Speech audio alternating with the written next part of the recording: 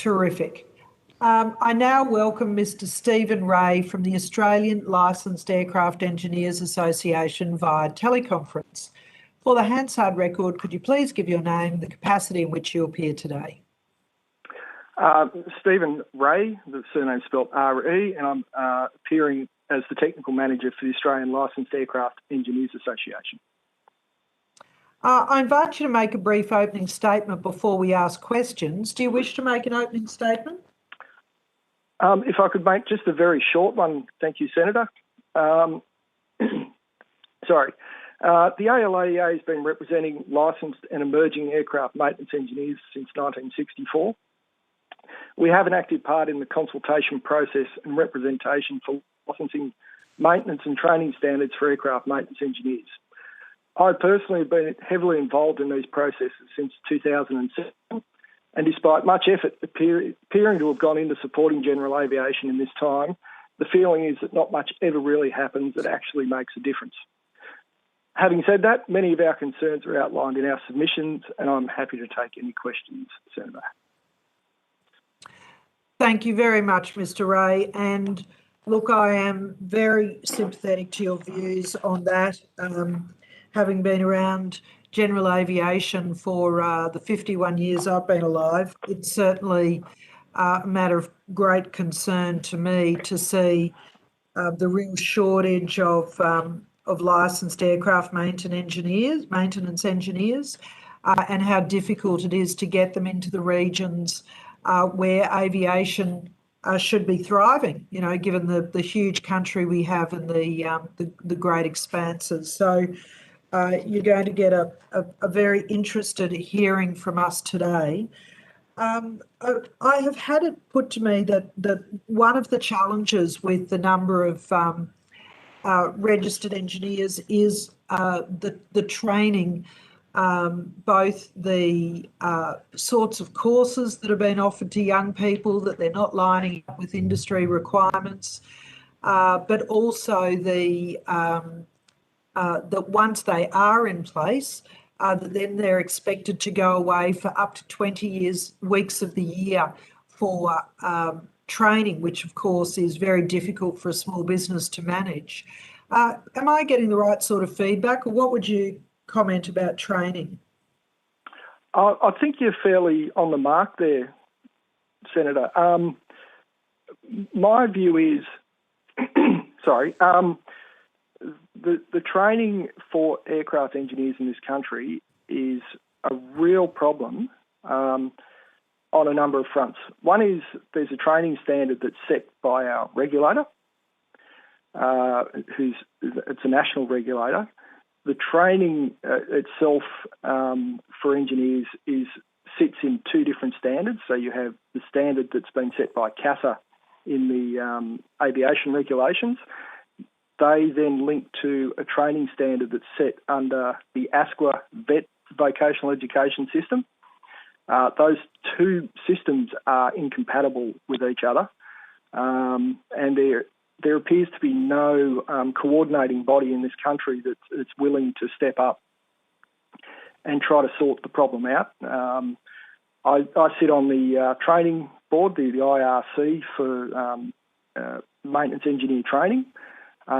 It's been one of the most frustrating experiences in my life watching it's just like watching the wheel go round and round and round, and nothing is able to be done. It's almost paralysed by bureaucracy. And if something comes out of this that can assist that process, I think there'll be a lot of grateful people. Yeah, well, I think we've all got a lot of hope with that there's a new DAS at CASA and a new chairman of the board, and my best understandings is that both of them are interested in understanding how to get some practical outcomes. So, you know, our timing is right, Mr. Ray. So when you talk about... I'm sorry, Senator, Sorry, I don't want to interrupt you, but just on that front, it's the issue isn't just CASA with respect to the training.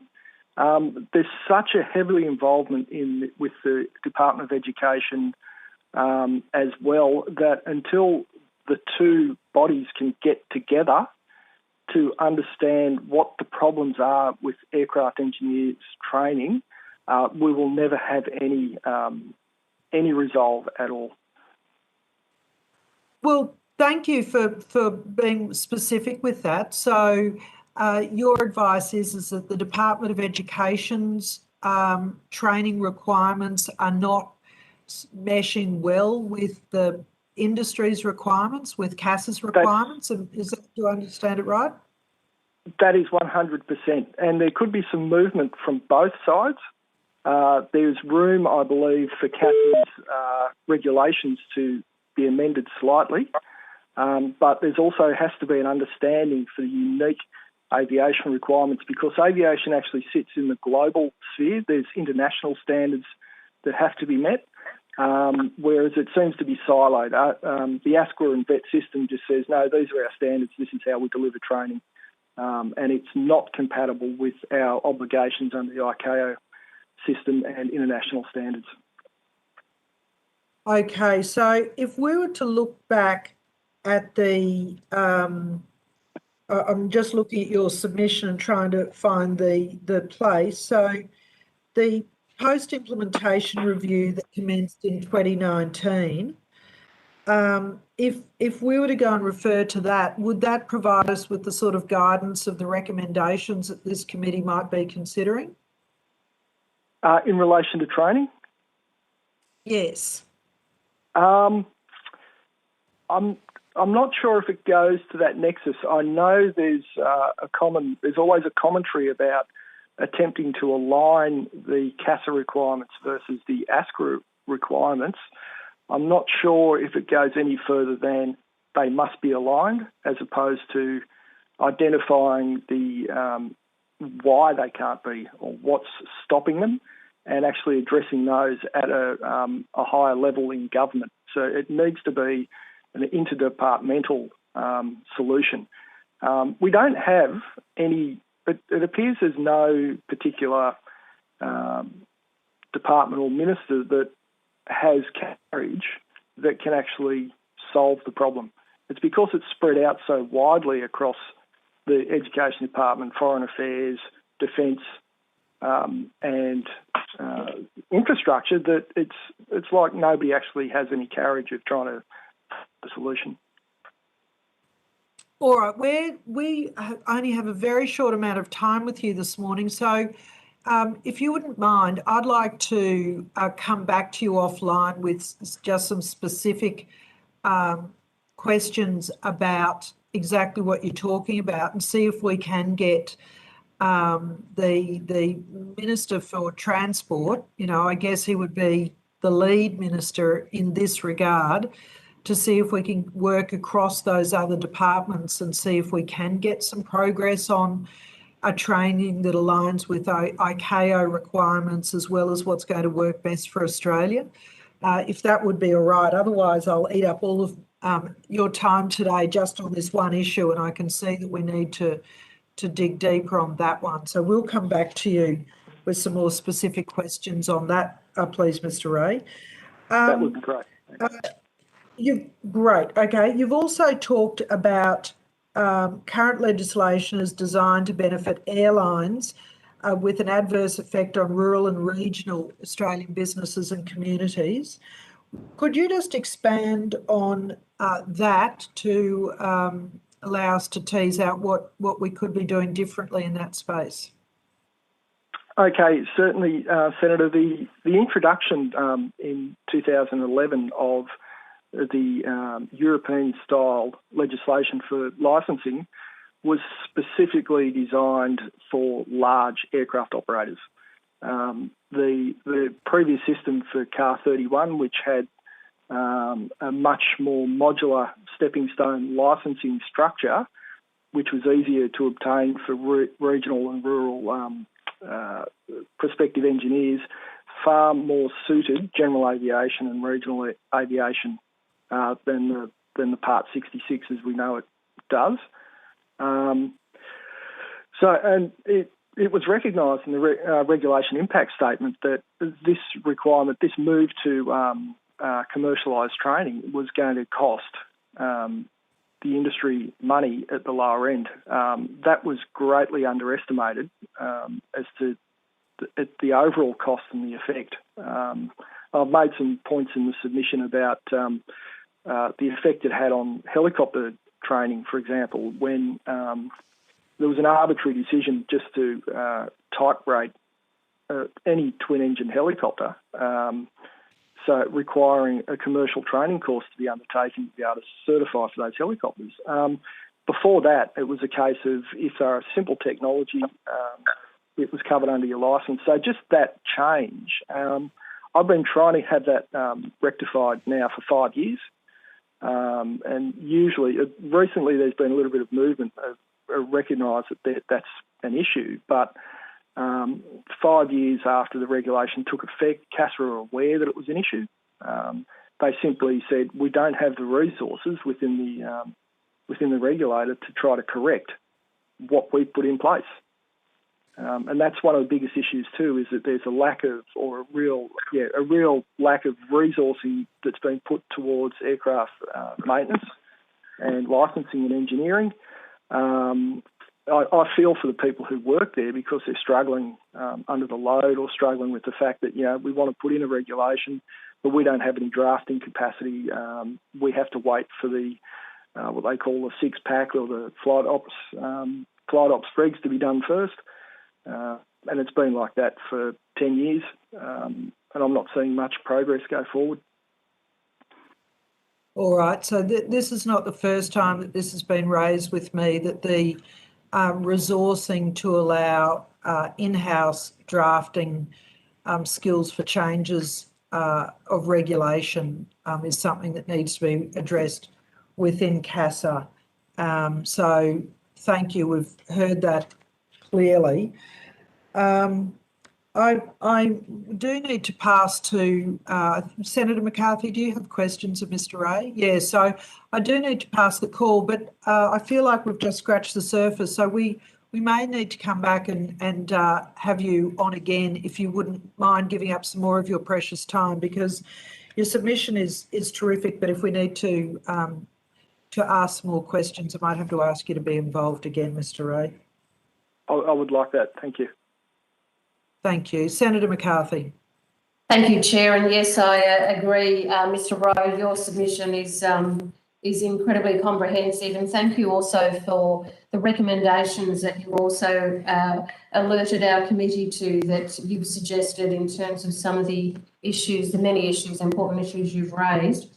I am conscious of time, and it'd be good to be able to have you back. What I'd like to go to is, you mentioned in your submission that the current legislation is designed to benefit airlines with an adverse effect on rural and regional Australian business and communities. Do you want to go into that into a little bit more detail? Yeah, look, I think it was just sort of touching on the answer I just gave Senator McDonald. The regulations were introduced specifically for the major airlines in the country. Both Virgin and Qantas saw an opportunity in introducing the European-style legislation for their businesses, whereas we had a system that worked quite well for regional and general aviation with the 5-category. That's a little bit technical, but the 5-category licence, which allowed, say, an engineer to pick up an engine licence first, then get his airframe licence, and then incrementally increase his licence capabilities. And the system was introduced that, say, you get all of it or you get none of it. So that might impact the time that you actually get your licence and start using it, which that probably has a major effect on the people in the smaller towns. And then also commercialising the training. So CASA stepped out of licence assessments for a while there and determined to hand that over to the commercial markets.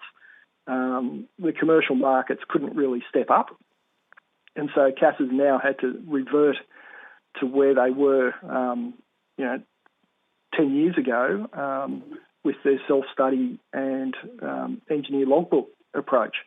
It's sort of essentially saying, well, after 10 years of this experiment, it turns out we're going to have to go back to something similar that we had before.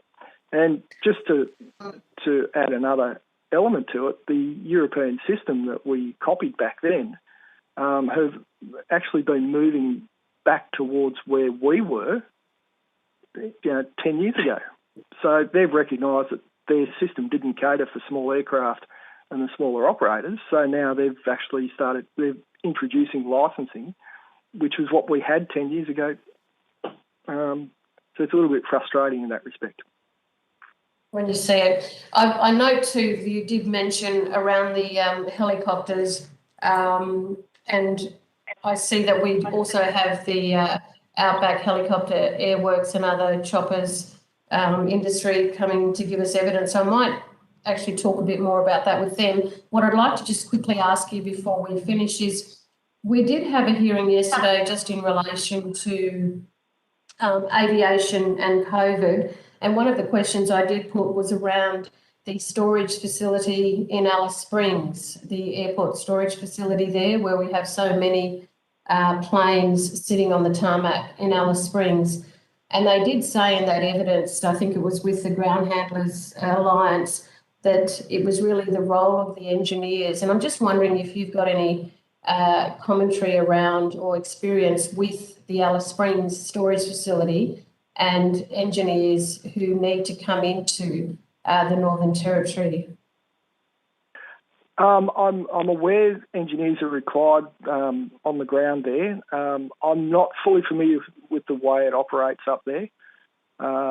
It's the thing about aircraft, particularly large aircraft, they almost require as much maintenance when they're just sitting on the ground as they do when they're flying. In fact, sometimes the maintenance is more involved.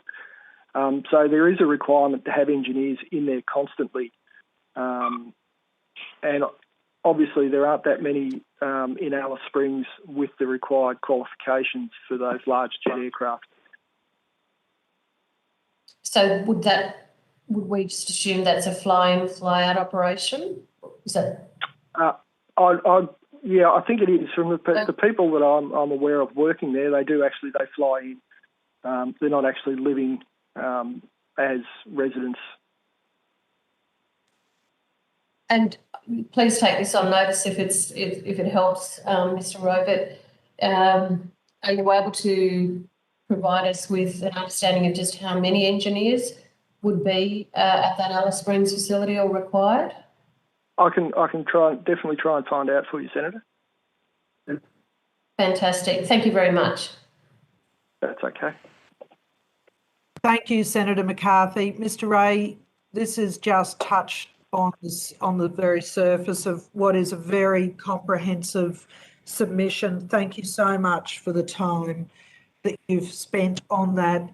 We will come back to you because, we really haven't got into it adequately, I don't think. So you'll get another call from us. Please go with the committee's thanks. No, thank you for the opportunity, Senator. I appreciate it.